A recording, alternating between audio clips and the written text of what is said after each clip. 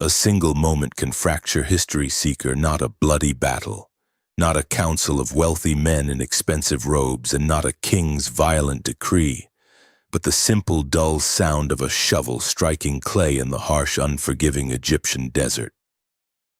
The year was 1945. The world was completely shattered, bleeding from the devastation of the Second Global War. Humanity had just witnessed the absolute pinnacle of human cruelty. The dropping of the atomic bomb, the death camps, the total collapse of the faith in modern institutions. The systems that promised order and morality had delivered nothing but mass destruction. The human soul was collectively suffocating, and right at that exact moment of ultimate despair, the earth decided to give back what had been stolen from you. A local farmer named Muhammad Ali was digging at the base of a cliff near Nag Hammadi, looking for nothing more than soft earth to fertilize his crops. He was not looking for God. He was not looking for ancient wisdom. He was just trying to survive the matrix of his own time. But his shovel hit a massive sealed clay jar. It had been buried deliberately, wrapped in total secrecy for more than 16 centuries. Inside that jar were 13 leather-bound books containing 52 ancient texts that the early Roman Church had declared highly illegal, dangerous, and worthy of total destruction. These were not just random fringe writings, beloved. They were alternative gospels, mystical blueprints, and literal spiritual maps that represented an entirely different understanding of reality.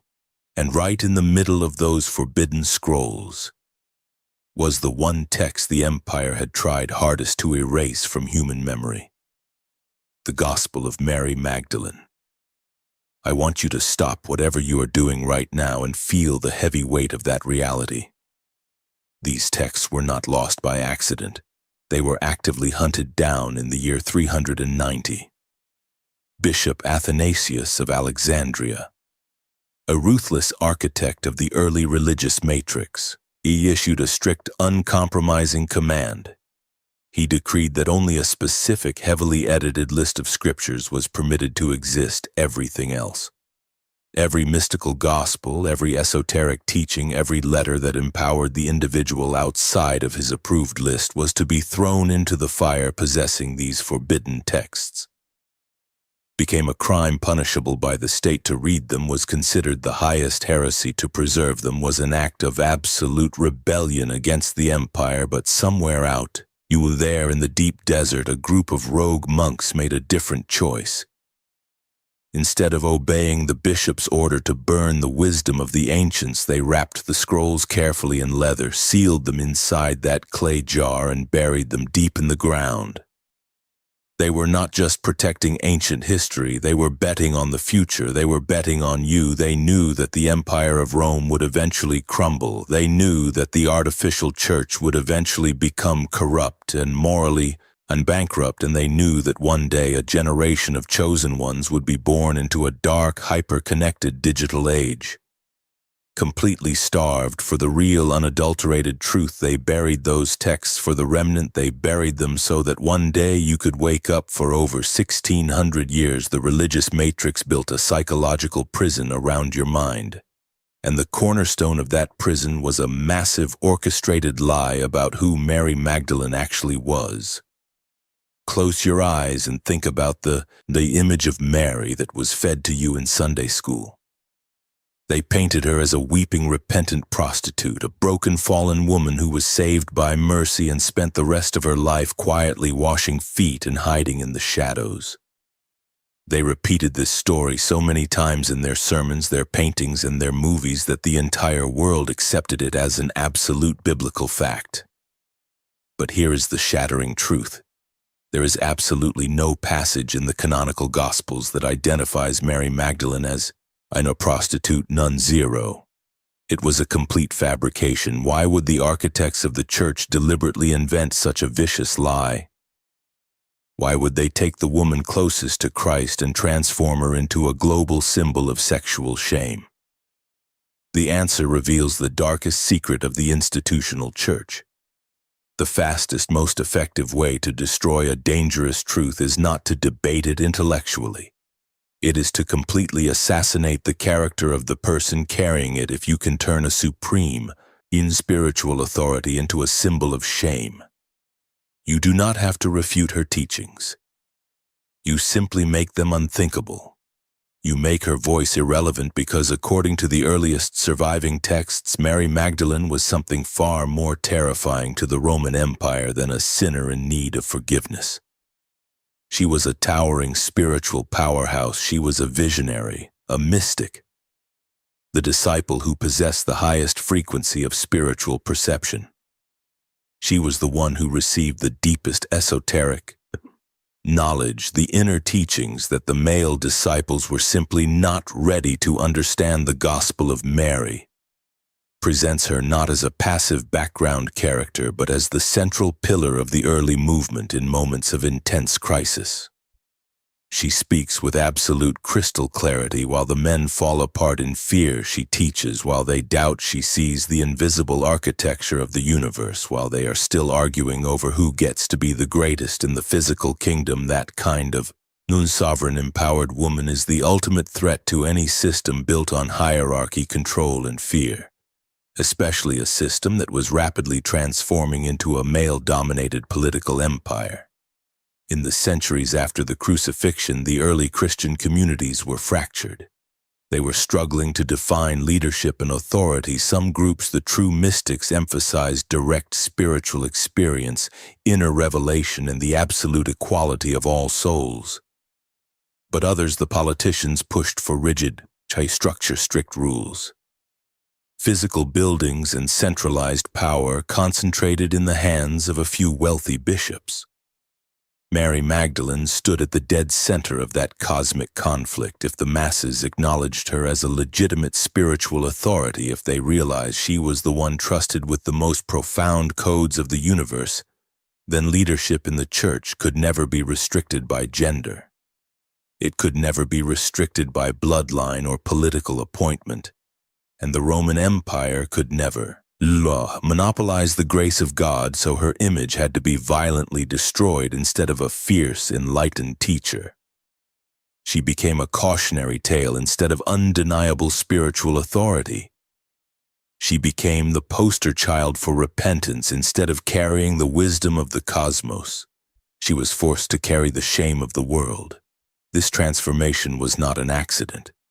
It was a calculated psychological operation. A shamed woman is very easy to dismiss. A sexualized woman is easy to control. A weeping repentant. A sinner is never viewed as a rival to the Pope by recasting Mary as a prostitute. The empire ensured that her voice could be safely ignored for 2 millennia. Anything she taught could be framed as mere emotional devotion rather than supreme cosmic authority. And once that false narrative took root, it became a self-reinforcing prison. Generations of seekers grew up believing that Mary's only contribution to the faith was her tears, completely unaware that she held the keys to the inner kingdom. But you are feeling it now. Are you not the deep bone-crushing exhaustion of trying to find God inside their artificial system? You are tired of the mega churches with their concert lighting and their endless demands for your money. You are sick of the guilt trips, the manipulation, and the constant feeling that you are inherently broken and unworthy. That exhaustion is not a sign of weakness. Seeker, it is a symptom of your spiritual mutation. Your biological temple is actively rejecting the low-frequency lies of the Matrix. You are waking up to the fact that the religion they handed you was a heavily edited, watered-down downgrade designed to keep you docile, obedient, and terrified of your own shadow. The monks who buried the Gospel of Mary knew you would feel this way. They knew the Matrix would eventually overplay its hand. They preserved her true words because they contain the exact spiritual technology you need to bypass the entire religious bureaucracy. You do not need to sit in a dark wooden box and confess to a flawed human priest. You do not need to buy your salvation through offering plates or perfect attendance. The texts buried in the Egyptian sand prove that the Creator does not live in buildings made of stone and gold. The Creator lives in the deep, silent spaces between your own thoughts.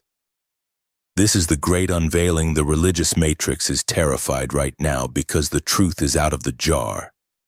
The algorithms are pushing these forgotten texts to millions of screens because the universe has initiated the emergency awakening protocol. The suppression failed. The lies are collapsing, and the divine feminine frequency, the deep intuitive wisdom of the soul, is rushing back into the world to balance the hyper-masculine machinery of the empire.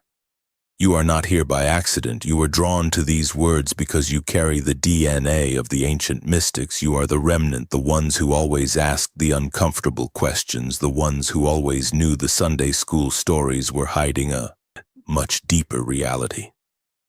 We are just scratching the surface of what was hidden in the sand.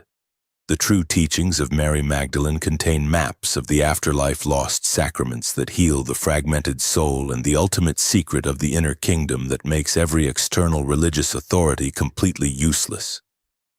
The Roman Church tried to burn her gospel because it holds the power to set the entire human race free from the illusion of fear. And what if death is not a terrifying courtroom judgment, but a conscious passage? What if the reason the religious matrix never taught you what actually comes next is because knowing the truth would instantly make you spiritually independent and completely uncontrollable according to the forbidden Gospel of Mary Magdalene? Jesus gave her a teaching so unbelievably powerful that it completely reframed the concept of death itself. He did not describe a final verdict handed down by an angry external authority sitting on a golden throne waiting to punish you for your human mistakes. He described a journey, a cosmic navigation that the soul could consciously make if it possessed the right esoteric knowledge. This is the first of the 7 secrets buried in the Egyptian sand. In a fragmented section of the ancient manuscript, Mary describes exactly what happens to the soul. After it leaves the physical biological temple, the soul does not simply float up to a cloudy heaven playing a harp or fall into the fiery hell of eternal torture. Instead, it must ascend and pass through 7 specific powers, sometimes called authorities, rulers, or archons. The religious empire wants you to picture these powers as literal red-horned demons waiting to torture you. Because fear is their ultimate currency, they need you terrified of the afterlife, so you will pay them to save you in this life. But Mary's gospel reveals a much deeper psychological and esoteric truth. These 7 powers are not monsters with pitchforks, and they are intense frequencies. They are the specific energetic forces that kept your soul trapped and suppressed while you were living inside the physical body. The ancient text explicitly names some of them. It speaks of darkness, desire, ignorance, and the terrifying zeal of death. Each of these powers represents a deep attachment to the material world, to the illusion of the matrix, to your false constructed identity. And at each stage of the ascent, the soul is challenged by these gatekeepers. They attempt to stop you, to bind you, to turn you back to the lower frequencies. They demand to know where you are going, and they claim ownership over your vital energy. But here is the most crucial detail of the entire secret. Jesus did not leave the soul defenseless. He did not tell Mary to drop to her knees and beg for mercy when she encountered these dark forces. He taught her the exact passwords, the specific energetic responses the soul must give to each power in order to pass through unharmed. When confronted by the authorities, the awakened soul does not plead. Instead, it declares with absolute sovereign authority, "I saw you binding me, but I did not recognize you. I was your garment, but you did not know who I was." Listen to the profound power in those ancient words, seeker. This is not a plea for forgiveness. It is a supreme statement of divine identity. The soul does not beg. The soul simply remembers. It remembers that it was never defined by physical desire. It was never owned by religious fear. It was never reduced to the ignorance of the masses, and that pure act of remembrance is exactly what shatters the chains and sets it free. Scholars who study these texts openly admit how extraordinarily dangerous this teaching was to the Roman Church in almost every other ancient tradition. Knowledge of the soul's ascent was strictly reserved for the ultra-elite, for high priests in secret temples or initiates sworn to blood oaths. But in this forbidden gospel, the ultimate map of the universe is shared, openly, and not just shared, but entrusted to a woman. The church fathers were absolutely terrified of this, because once you possess the map, you no longer need to hire a guide, you no longer need a priest claiming exclusive access to the Creator. You no longer need to purchase indulgences or perform empty rituals to secure your place in eternity. Once you know the exact questions the gatekeepers will ask, and the exact answers you must give, the entire fear-based business model of the church collapses. Overnight, salvation is no longer a corporate transaction managed by men in robes. It becomes an inner realization, and this is exactly where the teaching becomes explosive for your life right now. Because this map does not only apply to the moment after you die. That is the part the sleeping masses completely miss. These 7 powers are not patiently waiting for you in some distant afterlife. You are battling them every single day. You wake up in this modern system. The darkness the text describes, it appears every morning as that heavy, suffocating despair, as the crushing anxiety of trying to survive in a broken economy. Desire shows up as your relentless addiction to consumption. Your endless scrolling, your desperate need for validation from strangers on the glowing screen. Ignorance manifests as your blind belief in corrupt politicians. Your inherited religious trauma and your unquestioning obedience to authorities who do not care about you. The zeal of death is that insidious voice in your head. That tells you change is entirely impossible, that you are permanently trapped in your current life, and that this exhausting corporate grind is all there is according to the supreme knowledge Jesus gave to Mary. Liberation does not begin when your heart stops beating. Liberation begins the exact moment you recognize these daily forces for what they truly are. They are not your masters, they are just heavy artificial garments you temporarily wore. You were clothed in anxiety, you were clothed in depression, you were clothed in the heavy programming of the Matrix, but they were never your true essence. They were never the divine spark hiding in your chest. This completely reframes your entire spiritual journey. You are not waiting to be rescued from above by an external savior. You are remembering your freedom from within. If the soul can liberate itself through absolute self-knowledge and the remembrance of its divine origin, then the control grid of the elite shatters into a million pieces. Now there are no eternal gatekeepers, there is no monopoly on your destiny. There is only you waking up from a very long amnesia. Mary Magdalene preserved this map at a massive personal cost when she shared this explosive secret with the male disciples. Some of them flatly refused to believe her. Peter famously challenged her, asking why the Savior would reveal such profound cosmic mysteries to a woman and keep them hidden from the men. He did not argue against the actual content of the map, he questioned, and her credibility, because his fragile ego could not handle the truth that tells you absolutely everything you need to know about the origins of the religious matrix. When a pure teaching threatens an artificial power structure, the first line of defense is always to attack and discredit the messenger. They could not defeat the logic of the map, so they attacked the woman holding it. But Mary stood her ground. She did not back down. She did not apologize for her sovereignty. She knew the map was real, and she knew that one day the remnant would need it. Her map survived the fires of the empire. It survived being buried in the dirt. It survived the dark ages, and it has found its way directly to your screen today. Because the universe knows you are finally ready to use it. You are ready to stop begging for scraps of grace from a silent sky. You are ready to look at the gatekeepers of your own life, the debt, the fear, the societal expectations, the generational curses, and tell them directly, I was your garment. But you never knew who I really am. This is the first secret of Mary Magdalene, and it is only the beginning of your initiation. The second secret goes even deeper into the esoteric mysteries, revealing a lost practice meant to restore your physical and spiritual body to total wholeness. A sacrament so unbelievably powerful that it vanished entirely from the earth. Oh, what if something essential to your spiritual completion was deliberately surgically removed from the human experience, and you were never even told it existed?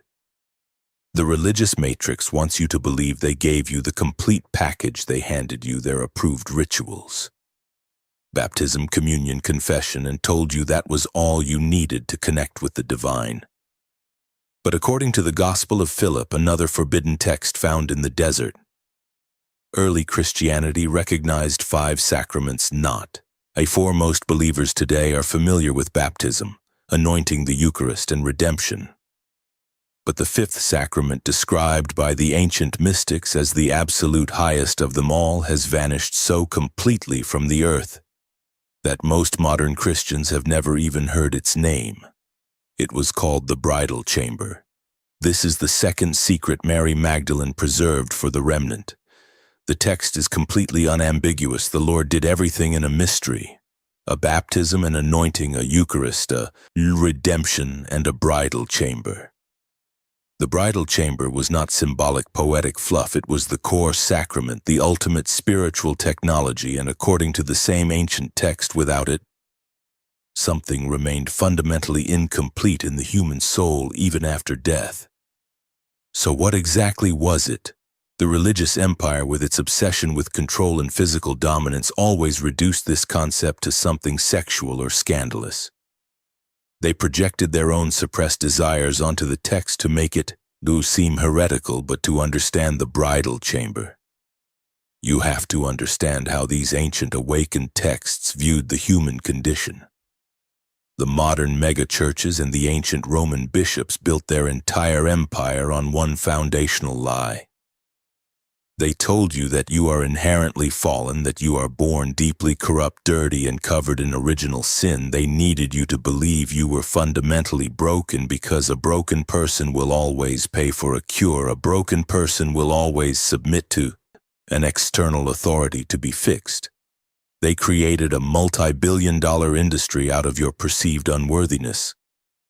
You sit in their pews every Sunday feeling guilty, constantly apologizing for your human nature, constantly begging for forgiveness from a distant, angry God. But the forbidden texts teach something radically different. They reveal that the physical world came into being through a cosmic error, a fragmentation. Humanity exists in a state of division. We are separated from our original unity. With the divine, you are not fallen because of guilt. Seeker, you are simply fragmented because of separation. You are not inherently evil. You are just temporarily divided. Christ's true mission, according to this esoteric tradition, was not primarily to die a bloody death to pay off a massive debt to an angry God. His mission was to restore wholeness. The bridal chamber represented that ultimate restoration.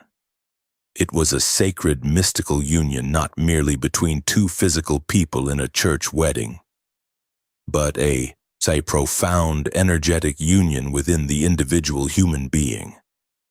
It was the complete integration of what had been artificially divided, the inner and the outer, the masculine and the feminine, the earthly and the divine. This is the deep internal alchemy, the esoteric marriage of the left and right hemispheres of the brain. The merging of logic and intuition, the ultimate healing of your fragmented biological temple. And this is exactly where Mary Magdalene becomes the supreme central figure once again. Esoteric researchers understand that Mary played the key role in preserving and transmitting this specific sacrament. Not because of some scandalous historical romance with Jesus that Hollywood likes to invent, but because she actually embodied its profound esoteric meaning. She represented the fully restored human being, completely integrated, fully awakened, and totally whole. She balanced the hyper-masculine energy of the male disciples with the divine feminine frequency of pure reception, and, on intuition, she was the living, breathing manifestation of the bridal chamber. She proved that the human vessel could hold the absolute highest frequency of the cosmos without exploding. This posed a terrifying existential threat to the early church fathers. An entire sacrament focused on internal wholeness completely undermines a theology built on inherent brokenness. If human beings are not fundamentally corrupt but simply fractured and entirely capable of spontaneous inner reintegration, then the I-us-nun church's method of control through guilt becomes completely impossible. Even more troubling to the bishops, the bridal chamber implied something deeply sacred about the physical body itself. It taught that the biological temple was not a dirty vessel of sin, but the actual laboratory for divine union. This clashed directly with the dark, toxic theology of the Roman matrix, which increasingly viewed the human body and especially the feminine energy with intense suspicion and disgust. The solution of the empire was as brutal as it was decisive. The sacrament of the bridal chamber simply disappeared. No public church councils openly debated it. No official decrees explained its removal to the masses. It was just quietly, violently erased from practice while the other four sacraments remained. And once the bridal chamber was gone, the entire narrative of the Christian faith could shift instead of teaching wholeness. The church shifted its focus to purity instead of integration. They demanded blind obedience instead of healing your internal division. They created a global system dedicated to managing your guilt. They traded the profound esoteric science of the soul for a manipulative fairy tale designed to keep you on your knees. Mary Magdalene obviously could not survive that violent theological shift unchanged if the absolute highest sacrament involved sacred inner union and the divine feminine. Then a powerful woman associated with supreme spiritual authority could not be allowed to remain. And the face of the movement, she had to be redefined in terms of physical shame. So the bridal chamber vanished into the desert and Mary was aggressively recast. What had once represented the ultimate spiritual integration was twisted into a story of physical temptation.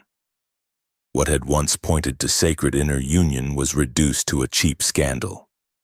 They needed you to look at her and see a prostitute so you would never look at her and see the ultimate blueprint for your own spiritual sovereignty. But the frequency of that lost sacrament never completely died.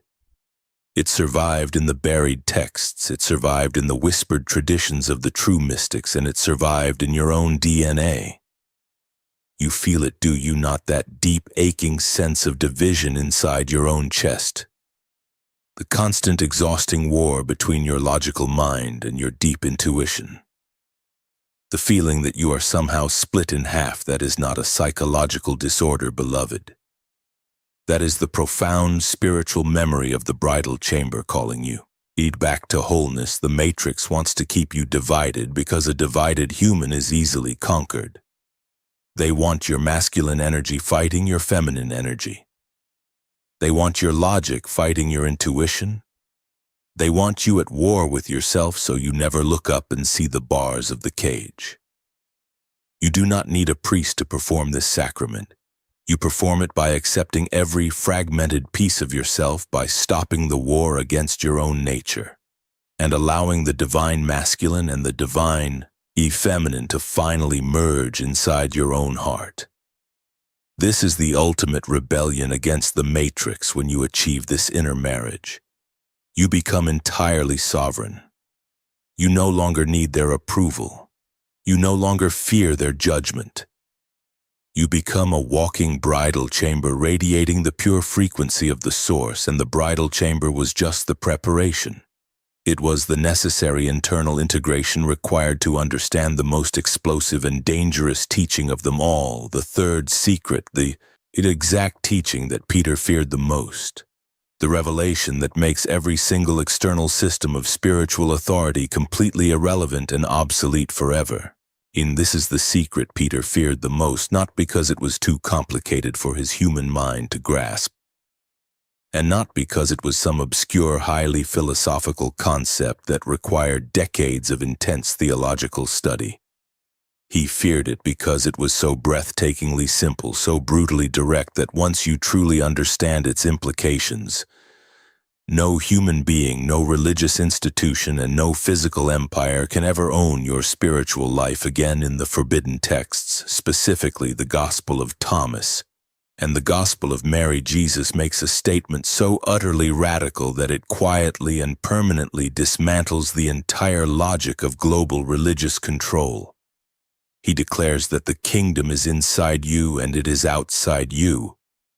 When you come to know yourselves, then you will be known, and you will realize that you are the children of the living Father. I want you to read the energetic frequency of those ancient words again.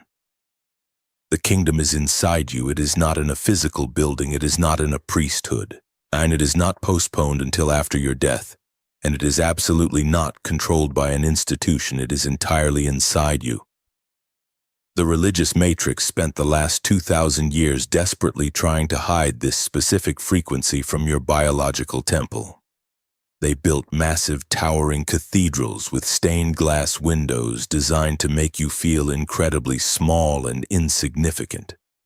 They put their priests on elevated stages wearing expensive glittering robes to visually program your subconscious mind into believing that they are closer to the Creator than you are. They taught you to look up at the sky, waiting for an external savior to come crashing through the clouds. To rescue you from a burning world, they needed you to constantly look outside of yourself, because the moment you close your eyes and look inward, their entire multi-billion-dollar business model collapses overnight. If the kingdom of God is already fully present and fully active inside your own chest, right at this very second, then your access to the divine is completely direct, immediate, and unmediated. You do not need permission to encounter the source of all creation. You do not need an authorized intermediary to tell you whether you are worthy or unworthy. You already are. The throne room Mary Magdalene did not merely hear these words. She fully absorbed and understood them. She received the complete esoteric interpretation of what the Master actually meant, while the male disciples were still arguing about who would sit at his right hand in a literal physical government. In the Gospel of Mary, she preserves a statement attributed to Jesus that intensifies this message even further.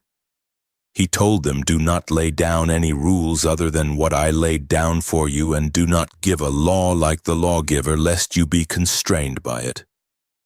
This is not spiritual anarchy, beloved. It is supreme spiritual maturity. He was actively warning them against replacing living, breathing, intuitive insight with rigid, dead systems that bind the soul rather than awaken it. But what did the Roman Empire do the exact moment they hijacked the faith? They immediately created thousands of rigid laws, dogmas, and rules. They became the ultimate lawgivers. Because a massive population of sovereign mystics cannot be taxed, controlled, or sent to war. This specific teaching is an existential threat to any structure that bases its total authority on being the exclusive gateway to the sacred. Think about the absolute panic this caused among the early church fathers. If the kingdom is within you, then the fear-based dependence that built the Roman Church completely dissolves. That is exactly why this message could not be allowed to spread unchecked. They could not openly deny that Jesus said it because the oral tradition was too strong. So they did something far more insidious. They reinterpreted it. They softened it. They pushed it into abstraction. They told the masses that the kingdom was something deferred, something you might reach one day in the far future under the exact right conditions if you obeyed all their rules and paid all their tithes. They turned a present, vibrant inner reality into a distant conditional reward. But Mary knew otherwise, and that is exactly why Peter challenges her authority so violently in the ancient text when she reveals this inner map. Peter is not debating theology with her. He is desperately defending a model of human control. He represents a line of leadership rooted entirely in structure and physical succession in authorized offices and an external hierarchy. Mary represents a lineage rooted in direct knowing, in inner authority, and in raw spiritual insight, regardless of gender or rank. Peter attacks her because if Mary's understanding is accepted by the masses, then leadership based on artificial rank becomes completely meaningless. A bishop has no power over a mystic who knows she is already one with the Creator. The profound danger of this secret is not just historical, it is violently active in your life right now. The Gospel of Thomas goes even further in saying 70, where the Master states, "If you bring forth what is within you, what you bring forth will save you. If you do not bring forth what is within you, what you do not bring forth will destroy you." This is the ultimate esoteric truth of your exhaustion. It is not about external sin or being punished by a vengeful God. It is about the catastrophic spiritual damage of suppression. The danger is not being unworthy.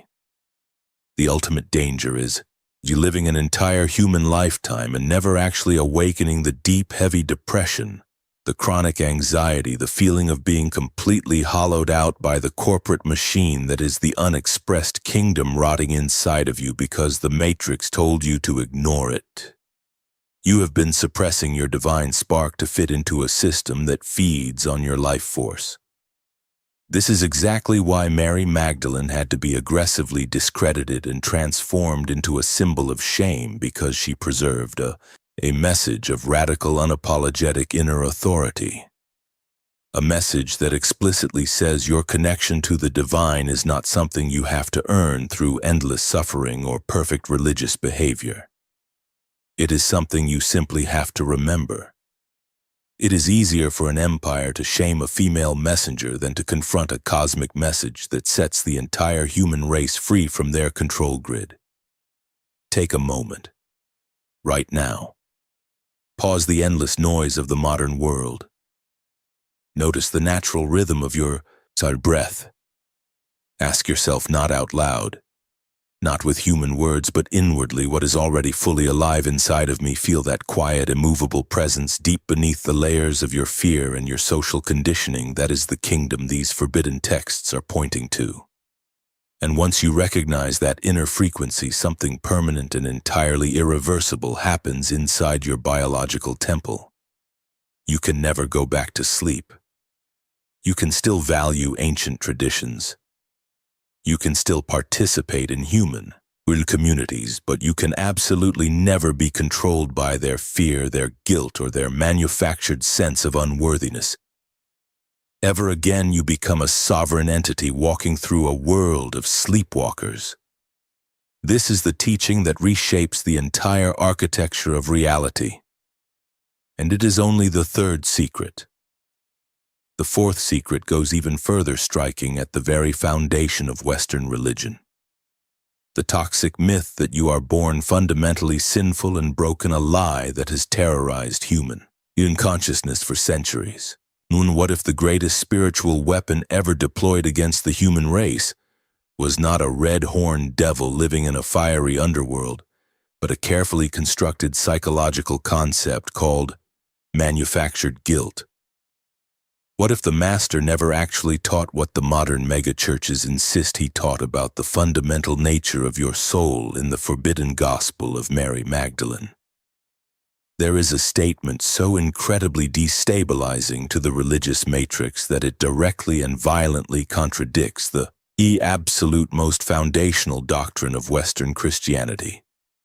Jesus looks directly at Mary and delivers a cosmic truth that shatters the entire Roman Empire. He says sin does not exist as such, but you create it when you do what you call sin. I want you to let that ancient frequency settle deep into your bones. Sin does not exist as such. This single unbroken sentence completely dismantles the horrific, toxic idea that human beings are born fundamentally corrupt.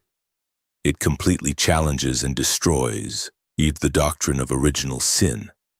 The terrifying belief that every single person enters this physical world already stained with guilt, already condemned and in desperate need of institutional cleansing. That dark doctrine did not come from the pure teachings of Christ. It emerged centuries later, specifically through the twisted theology of the 4th century, right at the exact moment when the Roman Empire was officially transforming early Christianity from a grassroots mystical path of awakening into a massive global system of political and psychological control according to their artificial framework. Humanity is fallen by its very nature. You are entirely guilty before you even take your first breath or commit a single action. Your salvation must absolutely come from outside of you, and without the authorized mediation of the official church, you remain eternally condemned. But compare that heavy, suffocating chain of guilt with the pure, esoteric teaching preserved by Mary and the true, mystical, in understanding the fundamental human problem is absolutely not sin. It is not moral corruption, and it is not an inherently evil nature. The human problem is simply ignorance. It is spiritual amnesia. It is a state of deep cosmic sleep. We are not evil by birth. We are simply unaware of who we truly are. We have forgotten our divine origin because we incarnated into a dense, heavy physical matrix designed to erase our memory. And the most beautiful part of this secret is that ignorance can be healed. No, amnesia can be cured. A sleeping soul can always be violently awakened. This profound distinction changes absolutely everything about how you view yourself in the universe. If sin is not your core essence, then guilt is not your permanent identity. You are not broken at the center of your being. You are just temporarily confused. You are distracted. You are heavily conditioned by fear and trapped in false narratives. Programmed into your subconscious mind by the television, the educational system, and the religious empire that means true transformation comes through sudden internal awakening. Not through endless external punishment. In these early mystical communities, salvation was not understood as a legal pardon from an angry judge. It was understood as the profound process of remembering your divine origin. The ancient Greek word gnosis does not mean blind faith. It does not mean believing a set of historical rules. It means direct experiential knowing, and this kind of raw spiritual knowing, it cannot be enforced by a priest. It must be discovered internally by the seeker. Think about the devastating psychological consequences of these two opposing systems in a guilt-based model. You are constantly measured against an impossible, flawless standard. You inevitably fail because you are having a human experience. You repent. You feel terrible about yourself. You rely entirely on external approval from the church to feel clean again. And then the cycle repeats itself indefinitely. Absolute. A dependence is built directly into the architectural structure of the religion in an awakening-based model. However, supreme responsibility replaces toxic guilt. You are totally accountable for your own actions and the energy you put into the world, but you are not condemned for your basic existence. Massive spiritual growth becomes possible without the heavy, paralyzing anchor of shame. That is exactly why this teaching is profoundly threatening to institutions that rely entirely on fear to maintain their authority, because the exact moment people stop seeing themselves as inherently unworthy, they stop surrendering their power to the elite. They stop paying the spiritual taxes. They stop begging for permission to speak to the Creator. This pure teaching also explains something deeply profound about human psychology. It explains exactly why shame always paralyzes you, why religious guilt rarely leads to actual lasting transformation, and why fear-based morality only produces blind obedience, but it never produces true wisdom. Mary's version of the cosmic truth was not permissive. It did not excuse harmful or destructive human behavior. It simply refused to define the eternal human soul by its temporary mistakes. Actions have intense energetic consequences. Choices matter deeply in this physical realm. But your divine essence is never corrupted. That is a radically different message from the pulpit screaming that you are a worthless sinner by nature. And obviously that pure frequency did not you survive intact. As the Roman Orthodoxy solidified, guilt became their primary weapon. The language of original sin spread like a virus across Europe. Baptism was entirely reframed from a symbolic ritual of spiritual awakening into a mandatory emergency cleansing required to save a newborn baby from hell. The Church positioned itself as the sole guardian and distributor of divine grace, and without their official stamp of approval, you were completely lost. Mary's preserved teaching made that entire control logic totally impossible. Because if sin is created by ignorance and not inherited by birth, then cosmic transformation is always available to anyone at any time. You do not need their permission to change your frequency. You do not need their absolution to wake up. You only need awareness. This secret reframes your entire moral responsibility in the most powerful way imaginable. You are not absolved of responsibility. You are actually given total ownership of it if ignorance is the disease, and then your own active spiritual growth is the only cure. And your growth cannot be outsourced to a pastor. It cannot be outsourced to a mega church. You have to do the inner work yourself. That is why this exact teaching had to be violently labeled as heresy. It was too empowering, it was too humane, and it was far too dangerous to a global system built entirely on the foundation of human guilt. And yet even today, in this digital age, people feel the absolute truth of it. Instinctively deep in their DNA, millions of chosen ones are walking away from organized religion right now. Not because they reject the sacred, but because they are completely exhausted by the endless shame. Mary's silent voice offers the ultimate alternative. It is not a rebellion against the Creator. It is a total liberation from the matrix of fear. You have been carrying a backpack full of manufactured guilt your entire life.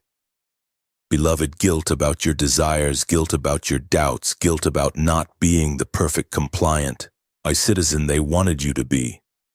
I want you to use this ancient esoteric secret to take that heavy backpack off right now, set it down on the floor and walk away from it. You were never fundamentally broken. You just forgot that you are made of the exact same light that created the stars. And this is only the fourth secret. The fifth secret reveals something even more physically threatening to the empire.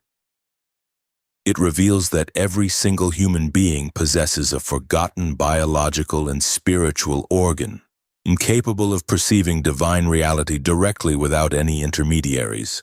And what if seeing God was never meant to be a symbolic, poetic metaphor?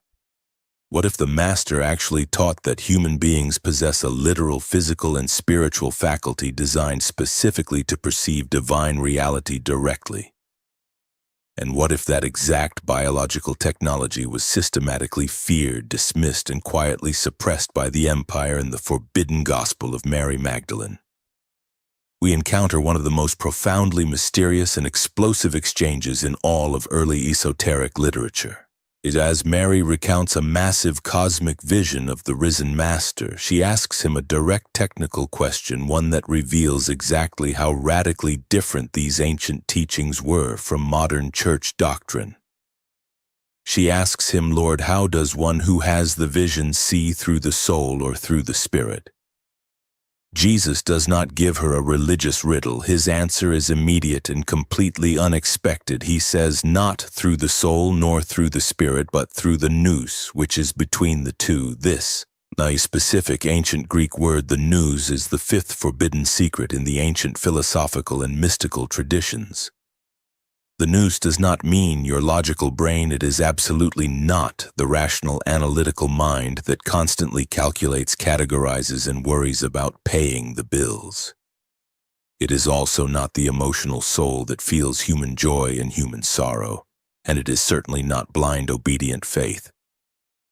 The nous is the ultimate highest faculty of human perception. It is the forgotten organ of spiritual sight. Modern esoteric researchers and ancient mystics alike understand exactly what this biological and spiritual antenna actually is. It is the pineal gland, the dormant third eye resting right in the geometric center of your physical brain. It is a form of direct, intuitive, immediate knowing that perceives the raw truth of the universe without any intermediaries. You do not reason your way into this state.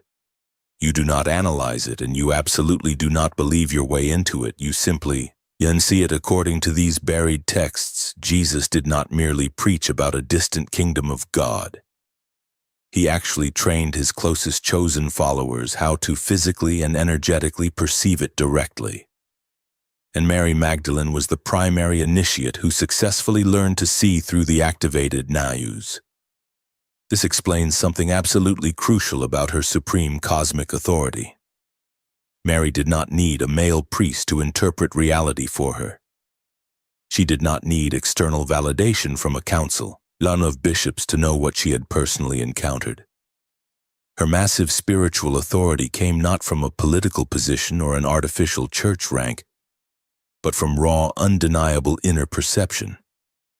And that specific kind of sovereign authority is completely impossible to control. Later, Christian mystics would constantly brush up against this explosive idea, often at the risk of being tortured or burned at the stake by the inquisitors. They spoke of deep contemplative prayer, profound inner illumination, and silent knowing. They described elevated states of consciousness where the noisy, discursive mind completely falls away and something ancient and eternal suddenly awakens. But these pure experiences were always treated with intense suspicion and hostility by the Roman matrix. Why? Because direct, unmediated perception completely undermines their entire hierarchy. If every single human being has a built-in biological antenna capable of directly encountering the Creator, then absolutely no institution one can ever claim exclusive authority over spiritual truth. And if that dormant faculty can be systematically awakened through esoteric practice, then the fear-based dependence on the church entirely loses its grip on humanity. So the concept of the nayus had to completely disappear from mainstream teaching. It was not debated openly. It was just quietly buried over time. The religion aggressively shifted away from inner perception and moved entirely toward external belief. Faith became something you blindly agreed to not. Something you actually experienced. Obedience replaced awareness, and dead doctrine replaced living experience. The modern empire knows exactly what the nous is, and they have built an entire chemical and digital environment designed specifically to keep it calcified and completely shut down. The artificial light, the toxic processed food supply, the endless addictive scroll of your smartphone screen.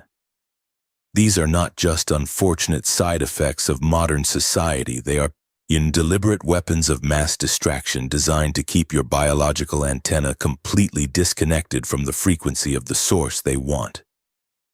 Your awareness trapped entirely in the lower chakras, in survival mode, in fear and in endless consumption, because a population operating solely on survival instincts will never activate the nous. They will never see beyond the physical illusion of the cage.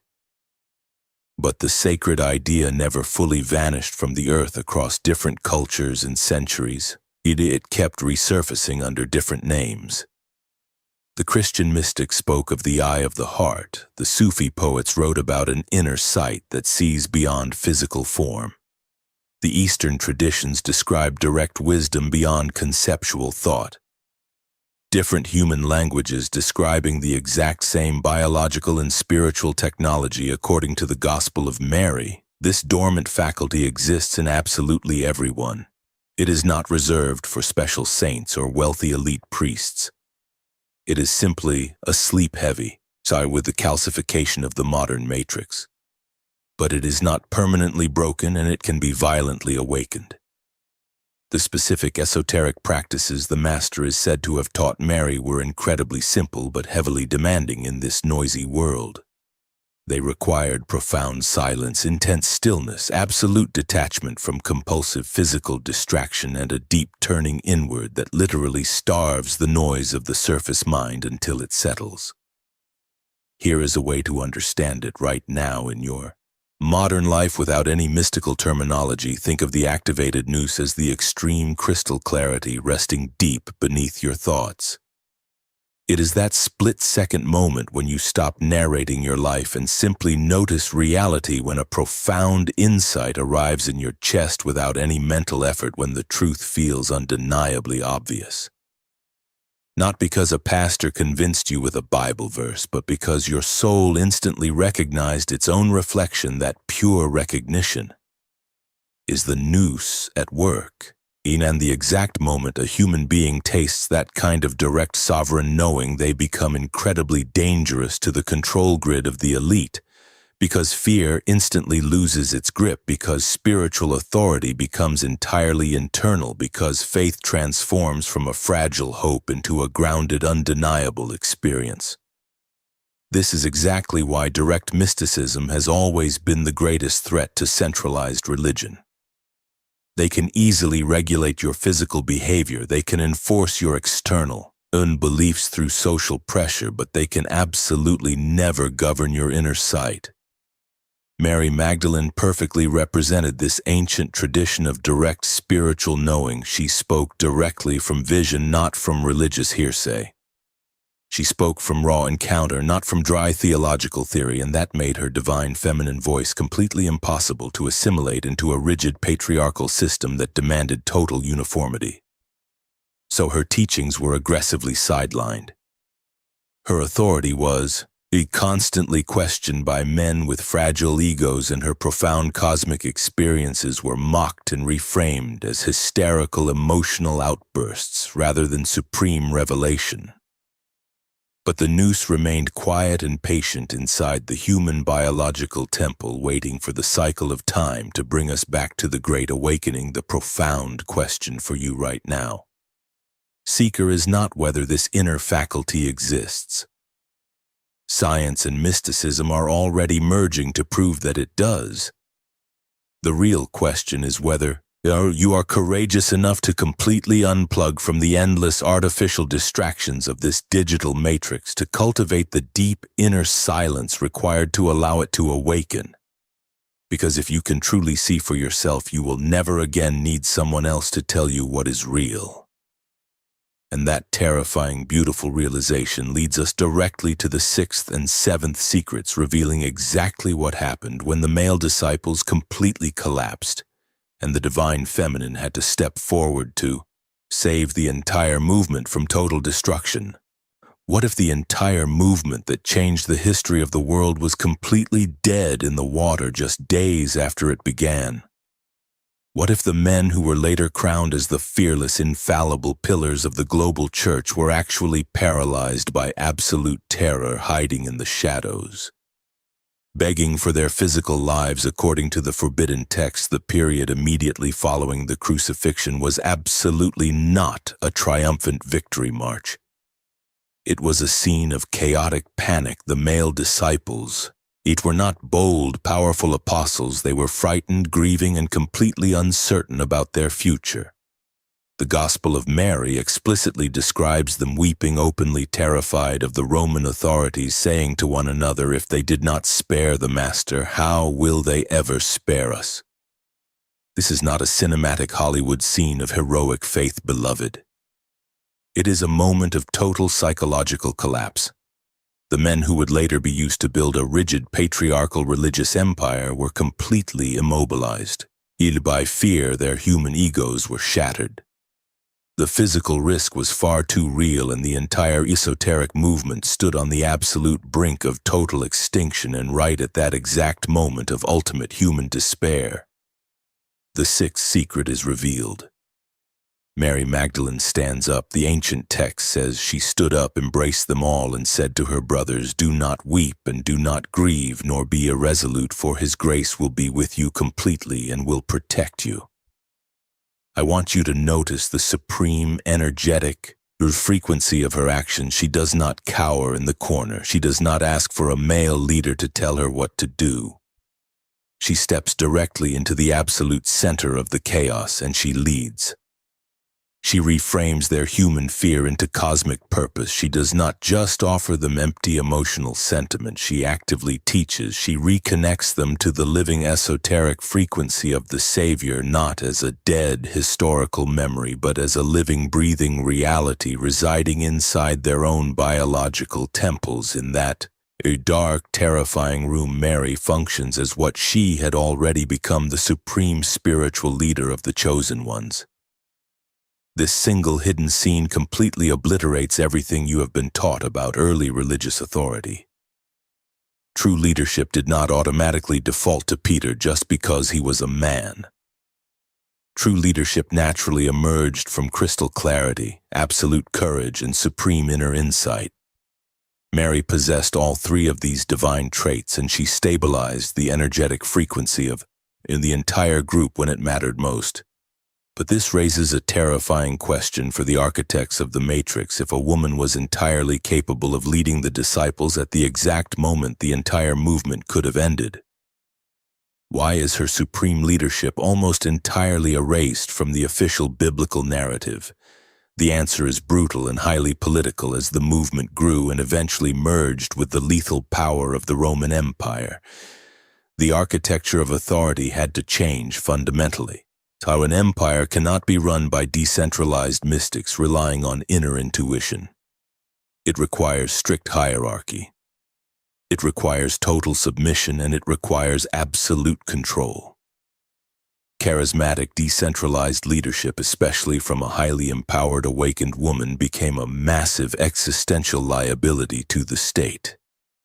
Peter represents the artificial line of leadership rooted entirely in physical structure.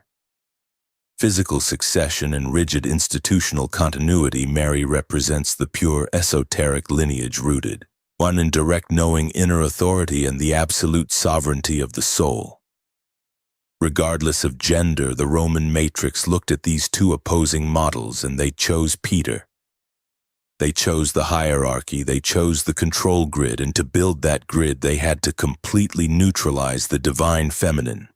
So Mary's role had to be violently minimized.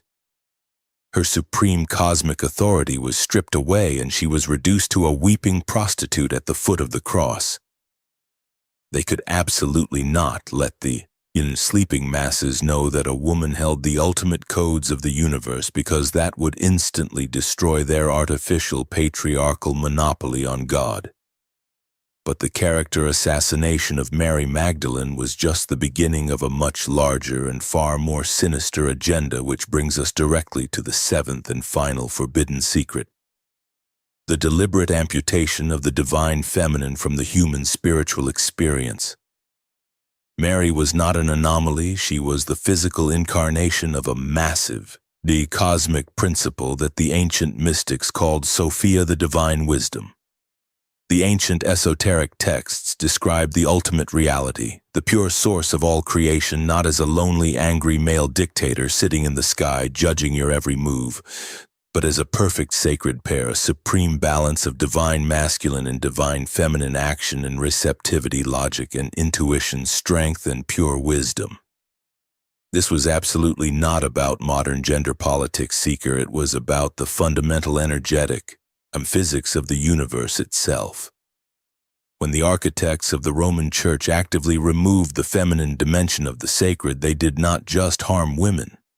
They completely impoverished the entire spiritual tradition of the human race. The picture of the Creator became intensely distorted and weaponized. God became exclusively masculine, highly aggressive, constantly demanding and obsessed with blood, sacrifice, and punishment. Authority became entirely rigid. Spirituality became completely externalized, yearned into physical stone buildings and forced repetitive rituals, and humanity lost something absolutely essential to its survival. When you artificially amputate the divine feminine, compassion without wisdom turns into brutal religious control. Masculine power without feminine receptivity turns into violent domination. You look around at the world today and you are looking at the exact physical result of 2,000 years of a spiritually amputated matrix. A world obsessed with endless war, corporate greed, the destruction of nature and the violent suppression of human intuition. The suppression of the divine feminine did not stop with the editing of the Bible. It continued for centuries through intense physical violence whenever communities tried to honor the true teachings of Mary and the inner wisdom of Sophia. They were mercilessly hunted down by the agents of the Matrix. Look at the Cathars in the Middle Ages. They revered Mary Magdalene as a supreme bearer of sacred esoteric wisdom, and it emphasized direct spiritual insight over the mediation of the corrupt Catholic Church. What was the response of the religious empire? They launched a massive bloody crusade. They did not just debate theology, they burned entire cities to the ground. They slaughtered hundreds of thousands of innocent mystics to ensure that the memory of the divine feminine was wiped out in blood and fire. They tortured and burned the women who understood natural healing and energetic frequencies, calling them wicked, which is all to protect a fragile artificial system of male dominance. You feel the heavy invisible scars of this spiritual violence in your own DNA right now. Beloved, the reason you feel so intensely disconnected, so constantly drained by the demands of the modern world, is because you have been forced from birth to operate entirely in the artificial masculine frequency of the matrix, endless producing, endless achieving, endless grinding for paper money. You have been taught to completely ignore the quiet whispering voice of Sophia inside your own heart, the voice that tells you to rest, the voice that tells you to radically trust your deep intuition, the voice that tells you that you are already completely whole. The seventh secret is the ultimate cosmic permission slip from the universe to stop fighting your own true nature, to stop trying to intellectually reason your way to God, and to simply open your biological antenna and receive the pure frequency of the Divine Mother. The Matrix is cut entirely lopsided. It is a hyper-masculine machine that feeds on your anxiety and your physical labor.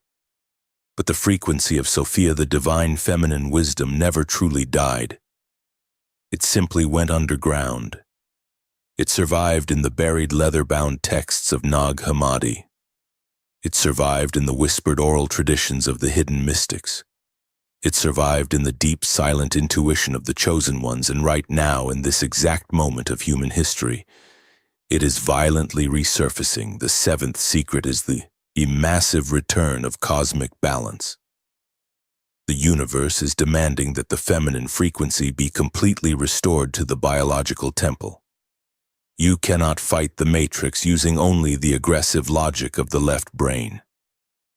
You will simply burn yourself out. You must activate the deep, receptive, intuitive wisdom of the right brain.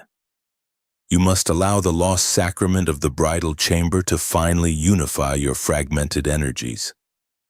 Mary Magdalene was not asking to be worshipped as a god, and she was certainly not. She's asking to be remembered as a pathetic, weeping sinner. She was asking to be understood. She was a sovereign master who held the pure frequency of the Creator while the men around her crumbled in fear. Her forgotten voice represents a version of reality where spiritual authority flows entirely from your own inner awareness, where leadership emerges from your deep, authentic insight, and where the sacred is encountered directly inside your own chest, not mediated exclusively through corrupt systems of men. In that sovereign version of reality did not disappear because it was false. It disappeared because it was absolutely unmanageable by the global elite. But their control grid is failing rapidly. The silence has been permanently broken, and the 7 forbidden secrets are now fully active in your consciousness. The truth has been waiting for you in the hot Egyptian sand for 1600 years. The question is, what will you do with it now? And why did the universe wait until this exact moment in human history to unearth these 7 forbidden secrets? Why did the clay jar sit undisturbed in the Egyptian desert for 1600 years while empires rose and fell, while crusades slaughtered millions in the name of a false god? And while the modern corporate matrix built its invisible digital cage around your mind, the answer is profound, and it is directly tied to your exact biological timeline. The universe operates on a supreme cosmic new rhythm, and the guardians of these ancient texts knew that a generation would eventually be born into a world so hyper-connected yet so entirely spiritually dead that they would desperately need the break-glass emergency manual for the human soul. You are looking around at the modern world right now, and you are seeing the absolute total collapse of the traditional religious and political institutions. The mega-churches are emptying out. The political systems are exposed as corrupt theater. The financial grids are designed to keep you in perpetual survival mode. And the digital algorithms are actively strip-mining your dopamine and your divine attention. They built a world where you speak without mouths and see without eyes. A world of endless artificial illusion. The architects of the Matrix thought they had finally won. They thought they had successfully severed the human race from the frequency of the Creator by keeping you exhausted, overworked, and paralyzed by manufactured guilt. But they completely underestimated the resilience of the divine spark, and they completely underestimated you. You have felt like an outsider your entire life. Seeker, you have sat in their congregations and felt a deep gnawing sensation in your gut that the stories they were feeding you were heavily edited versions of a much deeper cosmic reality. You have walked through the fluorescent aisles of their corporate machinery, feeling like a sovereign alien trapped in a system of sleepwalkers. They tried to medicate your awakening. They tried to diagnose your spiritual exhaustion as a clinical defect. They told you that your inability to conform to their toxic society was a failure on your part.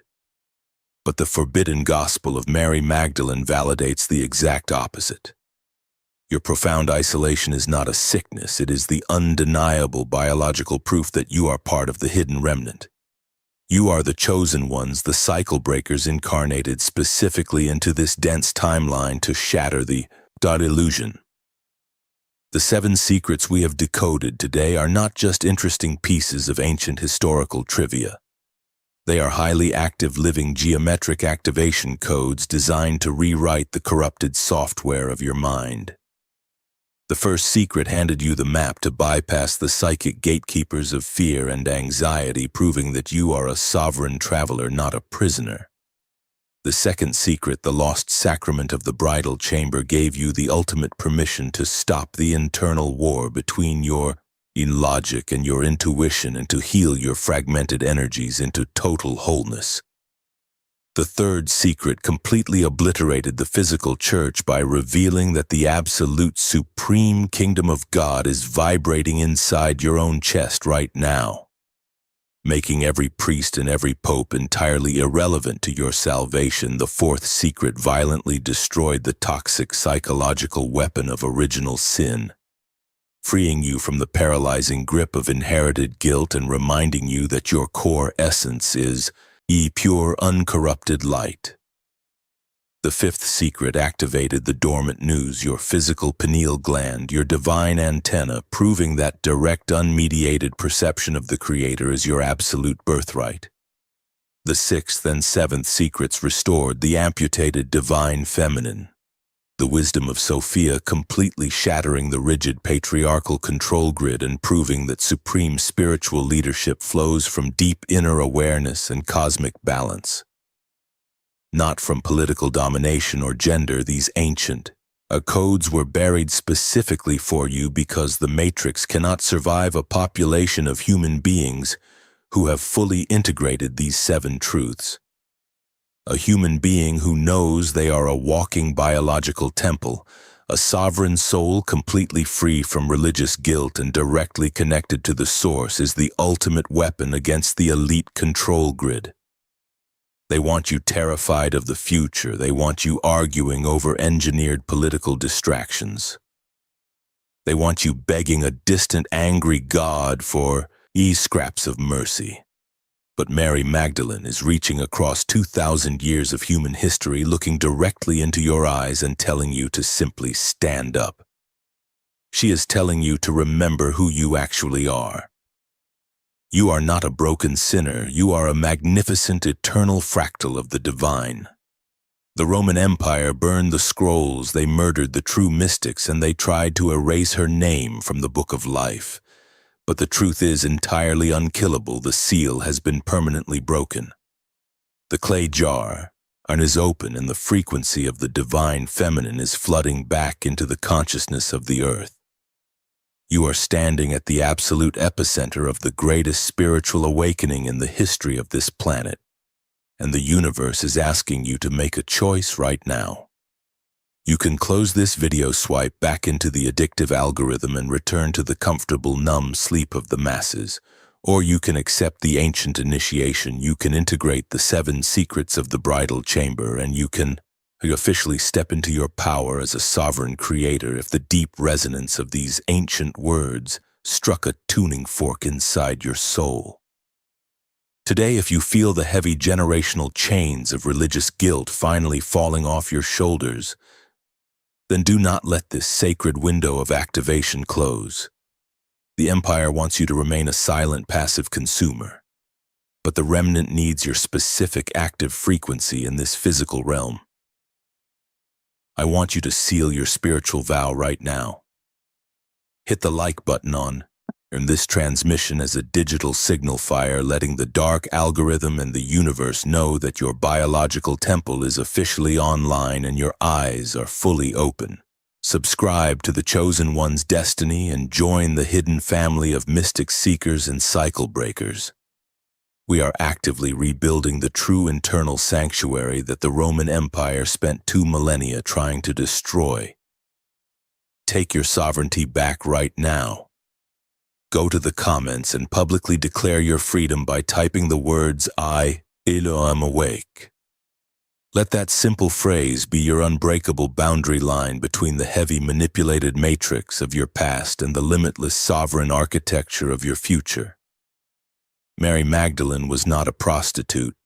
She was a master, and her teachings are now alive inside of you. Trust your deep internal compass, guard the frequency of your inner kingdom, and never let the institutions of men convince you that you are anything less than divine. The grand illusion is finally collapsing, but your true destiny, it was just beginning. Until our next transmission, stay completely sovereign.